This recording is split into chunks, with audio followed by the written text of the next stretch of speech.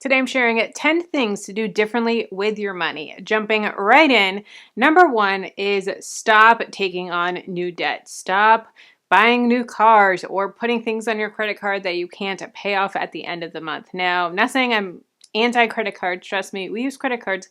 But if you can't pay them off every single month in full, no. That is taking on new debt. And that is considered credit card debt. When you can pay them off in full, not considered credit card debt. When you can't, credit card debt, you should not be accruing interest in them. But stop bringing on new debt. Stop taking out loans. Stop doing things that are causing you to be in debt. And mortgage, outside mortgage, that's a different story. But stop accruing new debt this year. Number two is get on a written budget. If you are not already on a written budget, oh my goodness, you are missing out. Please, please, please get on a written budget. It is honestly a game changer and really what helped propel me in my financial journey. If you don't know me, if you don't know my story, I used to live paycheck to paycheck. I used to be deep in debt. I've had my car repossessed. I've had my power turned off multiple times. I've been bad with money until I got on a budget. And when I got on a budget, that is when I really started to win with finances because I started being in control of my money and it started making me realize, oh, we're spending a lot of money here. We got to cut back here. Or, hey, we're doing good in this aspect. Let's keep on going. Or, hey, we need to grow our income to be able to pay all these bills. And we can really see visually our finances in front of us versus just kind of looking at our bank statements, looking at how much is in our checking account. Like, are we good? Are we not? Like, this plus this minus this, is where are we at? Get on a written budget. Trust me, it's going to be a game changer. I have templates for you if you want to get a template. I have Excel, Google Sheets, printables, all for you down below in the description. So definitely get on a written budget. I have been on one for 6-7 years now, and I'm so thankful for that. And I will be budgeting even when we're millionaires. So written budget is very, very important. Number three is increase your investing. If you're not investing, start investing. If you are investing, increase your investing. You will never regret increasing your investing. And if you are new to investing or if you're nervous about it, trust me, I was so nervous. I was so confused. I would sit in rooms with people talking about investing and even like other YouTubers back in the day when I first was starting my channel and they would talk investing and I'd be like, yeah. That sounds right. Y'all, I had no clue what they were talking about. It was all they were talking about dividends, they were talking about stocks, ETFs, and all this stuff. And I'm like, what the heck does all that mean? What? Expense ratios? I don't know what expense ratios mean. I don't know what this is. I don't know the first thing. I don't know fees. What about fees? Holy crap. Am I paying fees? Am I paying too much? What's going on? It was so stressful. Then I started educating myself, and that's when it really started to click for me. And it took time. It took time watching videos over and over and over again. But the more you watch them, then you're like, oh yeah, I remember this. Oh yeah, I know this. And it really starts to click. I personally recommend a course. I partnered with Jeremy with Personal Finance Club, and he has a course on investing for beginners and how to invest in index funds. And he is a multimillionaire through investing, and it is unbelievable. And he breaks down this course super simple, so affordable. Oh my gosh, it is. I can't believe how affordable this course is. It should be like legit, like 5 or 6 times at least what he charges for it. So I'll have that link for you down below in the description box, but it's so affordable and such a good course. I've gone through it and it's incredible. Absolutely a game changer. Number 4 is to get 1 month ahead on your bills. It is so important to stop living paycheck to paycheck and getting out of that cycle of I have $5 to payday or $200 to payday, or I can't pay this until this happens, or, oh, there's a fundraiser at work. Well, I can't do it until payday. I'm sorry. I can't do it. No, we don't want to live like that. And when you are getting at least 1 month ahead on your bills, it is so relieving. Like, it is amazing. The feeling that you have being like, hey, something comes up. Okay, we can move things around. Okay. When you're living on the previous month's bills, when you're living on the previous month's income, it's an amazing feeling. So the money that you make in March goes and pays April's bills versus the March 15th paycheck. You need that for March 16th bills. No, that is not how you want to live. So you want to get 1 month ahead on your bills.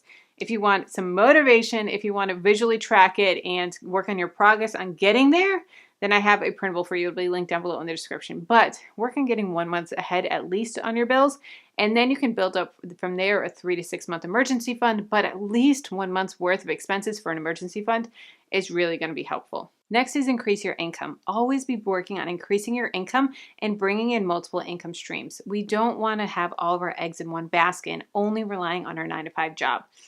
That is a scary place to be. 2020 taught us of how unreliable our jobs are, whether you can get laid off at the drop of a hat or pay cut or whatever it may be, or your hours cut or whatever it is.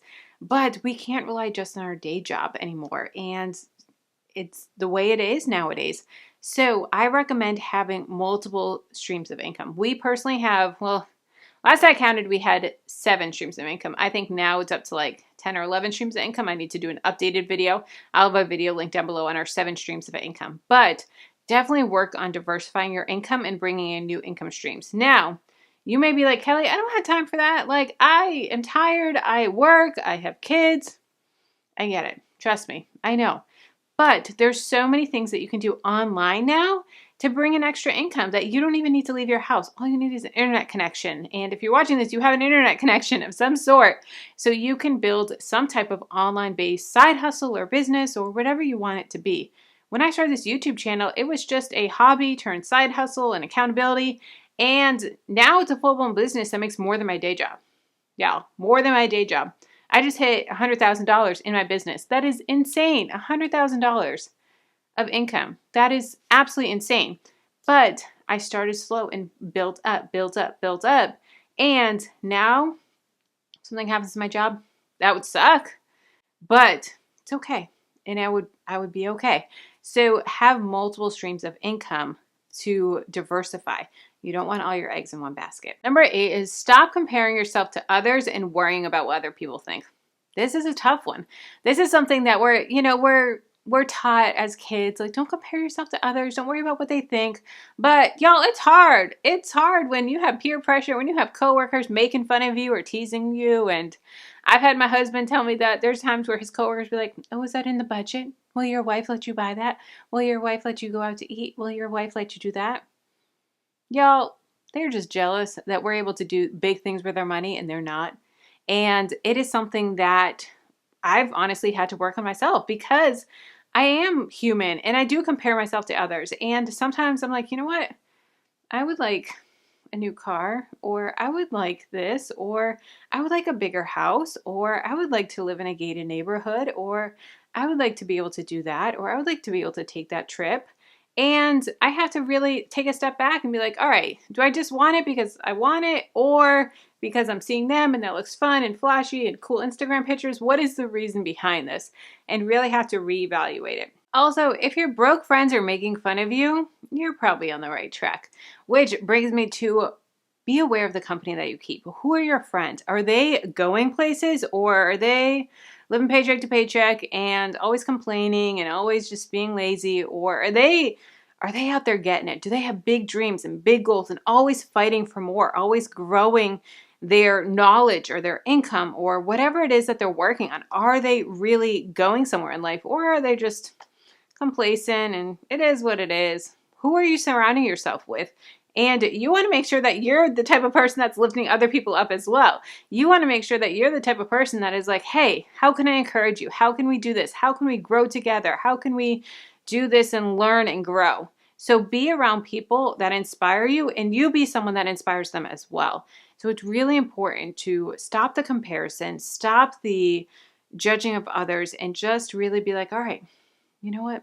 We got big goals and we're going to fight for our goals and we're going to go after them, and they're going to be huge, and we got this. 9 is find little ways to spend less.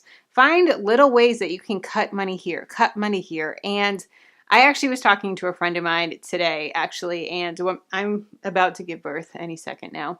And we are getting a snoo. And we are, a snoo is very expensive. It's a smart bassinet. It's about $1,200, typically $1,500. We got it on sale for $1,200. And they were like, I'm surprised that you bought a snoo. And I'm surprised that, you're Miss Frugal over here. And I'm like, I am frugal in the things that I don't care about so that I can splurge in the things. So I will cut costs. I will shop at Aldi versus Publix, which is a much more expensive grocery store. And Aldi is amazing quality. I love Aldi. I have no problems going to Aldi. I have no problem driving 15 minutes to go to Aldi, whereas Publix is 2 minutes away. And I'm willing to save money there so that I can afford other things, so that I can afford things that matter to me. To me, a smart bassinet, that mattered to me. My state of sleep when the baby comes, that matters to me. A safe car, that matters to me. College for my kids, that matters to me. And so I'll cut things in areas that don't so that I can splurge in other areas. So I'll cut and then I'll grow my income so that I can afford those other things. So find things in your life that you can cut. Find things in life when you're going through your budget. You have that budget. When you're going through your budget, be like, okay, can we save some money here? Where can we cut back? Where can we save some money so that we can put more money towards our goals, more money towards investments, more money towards our savings, our debt, our vacation fund, or whatever it is.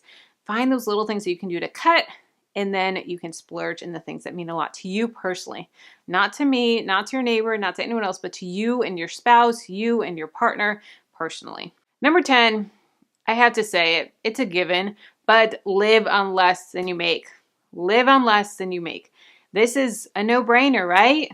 But so many people do. So many people do. And honestly, a lot of people don't even realize that they're not living on less than they make because they're not on a budget. And then they're realizing, why is my checking account going down and down and down and down and down? Because you're in the red each month and you don't realize it because you do have a buffer. You do have some money in savings and in your checking account. But if you were on a budget, you'd be like, holy crap, we're overspending by $200 every month. Like if we keep this up, it's going to go down, down, down, down, down, and we're going to be in trouble. So live on less than you make and really find ways to make sure that you're growing your income or cutting costs, but I recommend growing your income. You can only cut so much, and that is something that I'm really trying to help transition the mindset of my channel. When I first started, I was all like, cut, cut, cut, cut, cut. Save, save, save, save, save. Where can you save money? Where can you cut this? How can you cut on your groceries and all this stuff? Now I'm like, all right, how can we grow our income? How can we increase our income? That is so important. So cut a little bit, but then also grow that income. Let's keep the conversation going. If you want to know 10 online jobs that you can do from home, check out this video here. And if you want to know how I grew my net worth by $500,000 in 5 years, yeah, crazy. Check out this video here.